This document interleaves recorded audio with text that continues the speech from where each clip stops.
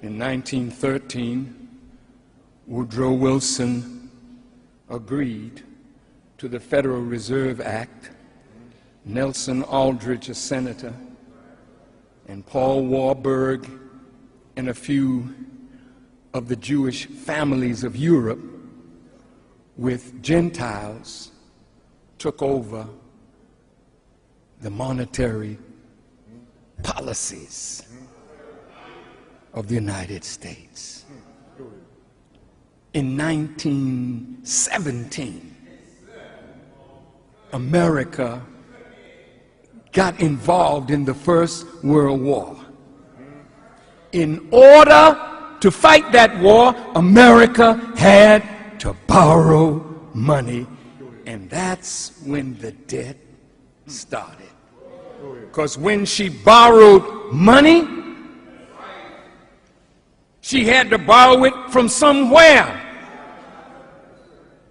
Federal Reserve had money printed, you borrow it, you pay the expenditures of war, and all you bought was paper, but this paper has interest attached to it, even though it's based on nothing. Just try to follow me. Don't go to sleep. You've been asleep for 400 years. It's time to wake up today. Now look.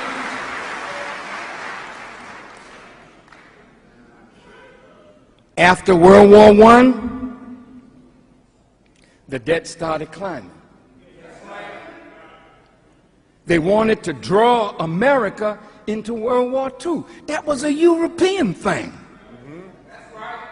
Hitler and the boys. But in order for America to get involved in World War II in Europe, she had to borrow more money. The debt started escalating. Then Japan attacked.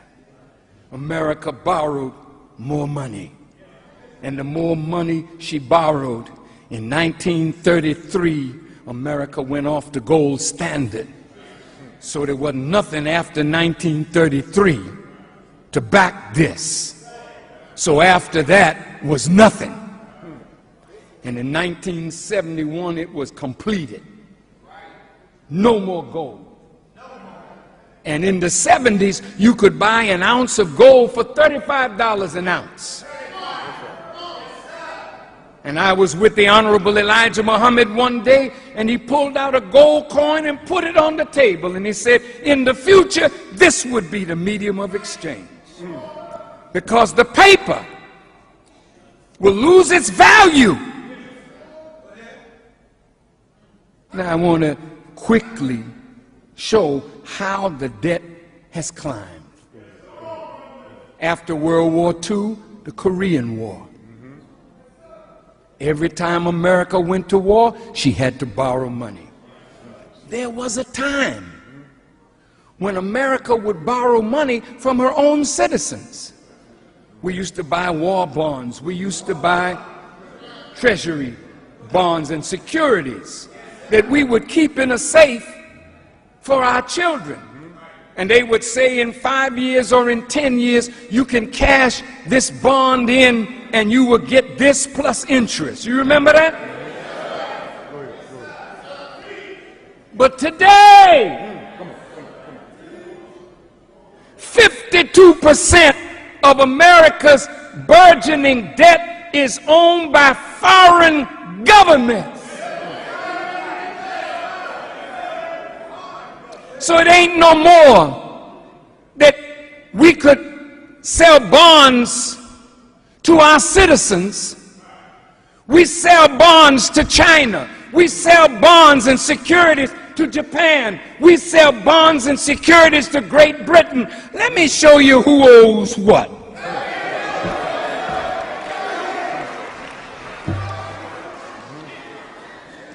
This kind of stuff is classroom stuff. But every time you come to this house, it'll be a classroom.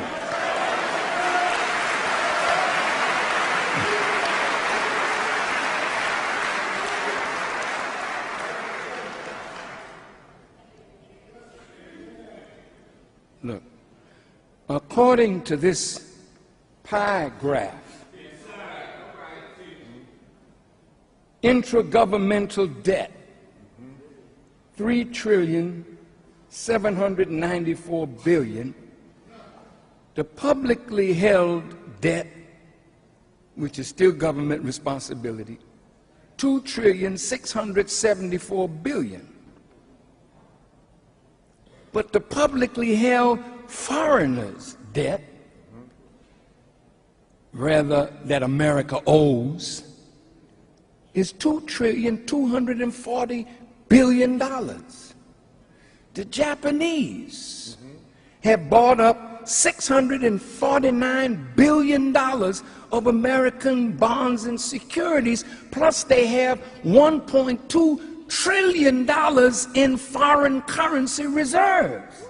The largest currency reserves in the world is in China.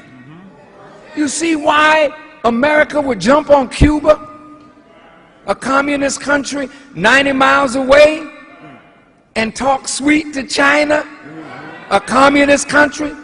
Because China got America by the testicles.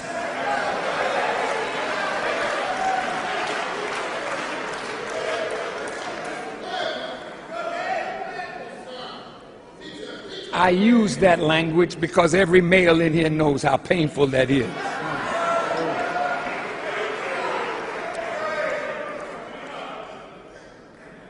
The Chinese, in bonds and securities, $354 billion.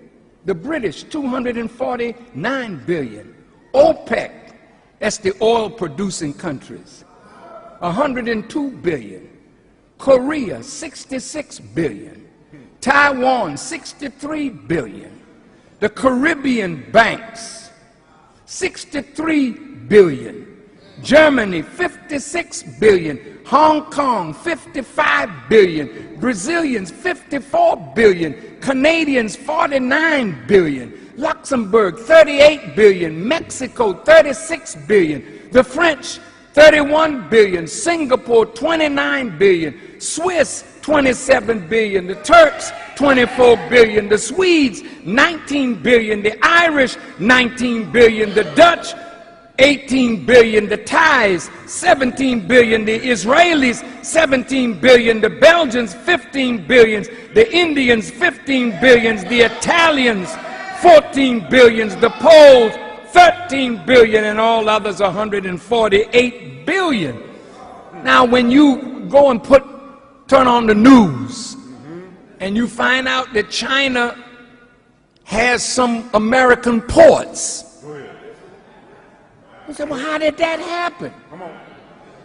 The Arabs got so much and so much. The Chinese got. Well, I read that even on I-90, that's right, on the toll booth area, that has been sold to Spain.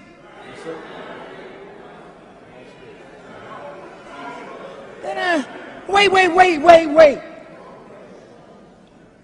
When America owes all this money all over the world, she's the largest borrower of all the nations in the earth, almost combined. Look at this now. When you owe a lot of money, sometimes in order to get some money back to pay your liabilities, you sell off your assets.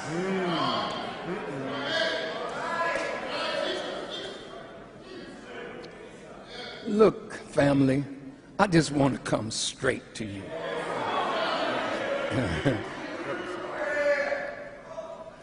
The aggregate wealth or worth of 3,000 by 2,000 miles, continental United States of America, is $41 to $50 trillion.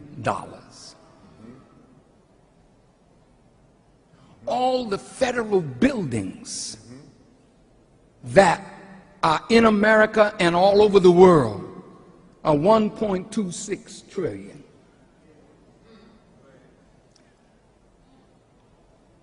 Now, all these people that America owes, suppose they say, well, wait a minute, America not doing too good. We want to call the debt.